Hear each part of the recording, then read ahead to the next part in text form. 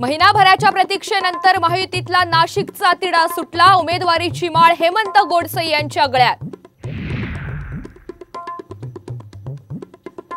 महायुतीचा ठाण्याचा तिढा अखेर सुटला। नरेश मस्के यांना उमेदवारी जाहीर, तर कल्याणमधून श्रीकांत शिंदे यांच्या उमेदवारीची अधिकृत घोषणा।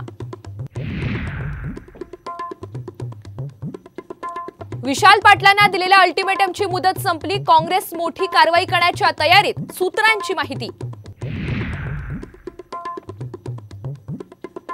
लोकसभा निवडणूक होऊ द्या, अजित पवार पुन्हा दैवत बदलतील, संजय राऊतांचा मोठा दावा।